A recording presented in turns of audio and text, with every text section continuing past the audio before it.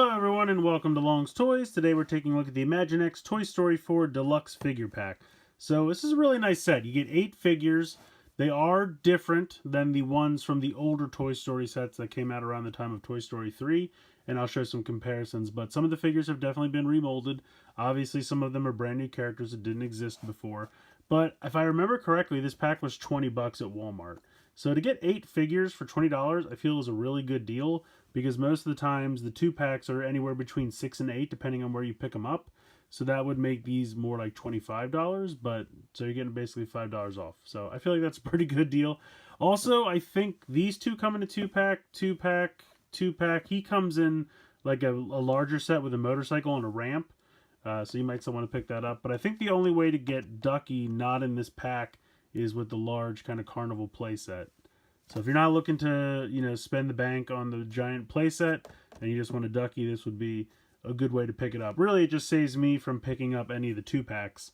I'm just happy to get this. Probably won't get that playset, but maybe, if anything, I might buy the version of him that comes with the bike and the ramp. I wouldn't mind having 2. Anyway, here's the front. They're all on card in the bubble. If we turn it around and take a look at the back, you can see all the names in case there's anyone you're not familiar with. Bunny, Ducky, not very imaginative. Buzz Lightyear, Combat Carl is kind of the G.I. Joe. Duke Kaboom is obviously a reference, or supposed to be Evel Knievel, because he has like a stunt cycle that jumps. You might even be able to see it very tiny in this right here. You can see this kind of ring of fire and this ramp. That is the Duke Kaboom ramp that he jumps off. Forky, again, not the most clever names. Bo Peep has a new look. And then obviously, Woody and Buzz. So pretty cool. I think it's a really nice set. I was excited to find it. I haven't seen anything. That's not true. I just saw the giant Buzz Lightyear playset that is pictured right here. It's huge. I think it's 50. It's like the same size as the Megazord from MMPR. But I don't know. I don't really have room for those giant playsets. But this is a nice set. Good figures. Let's get it open. Let's take a closer look. Here they all are out of the packaging. I'm just going to start over here. Ducky, cool looking character. No articulation whatsoever. Arms, legs, nothing moves, but it's a cool little design. I like the eyes. I think they're painted on kind of neat. Yeah, cool little character. No articulation.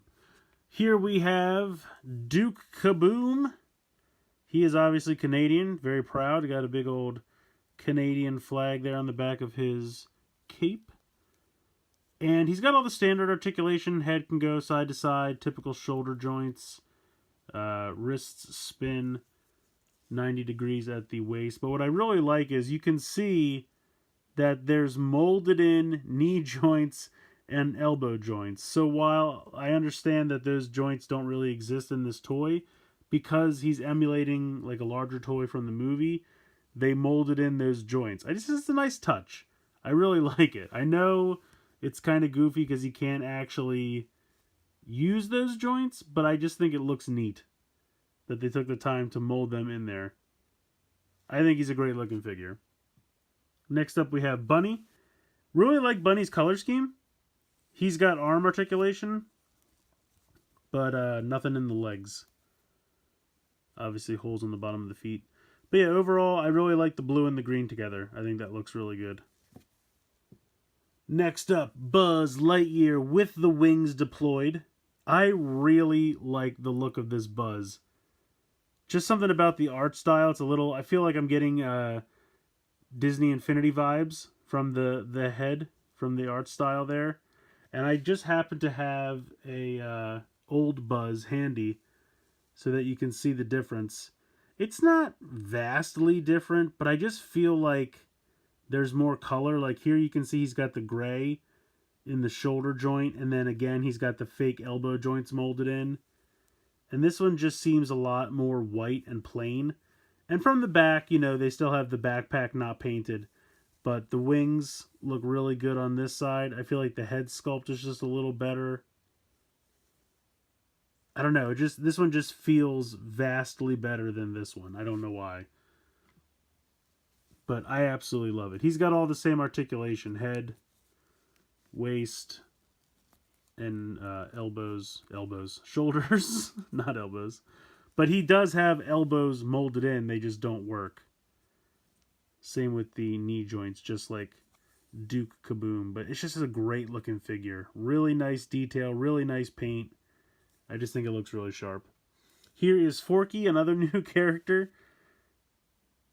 Definitely a little weird. But again, no articulation whatsoever, just like Ducky.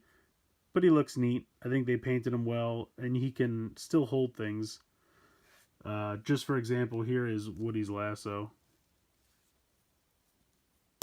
He could hold it if he wanted him to, so I think that's kind of cool. The lasso itself, just to get this out of the way, it's the same. It's an Imaginext piece we've seen many times before. I've seen it included with Wonder Woman for her golden lariat.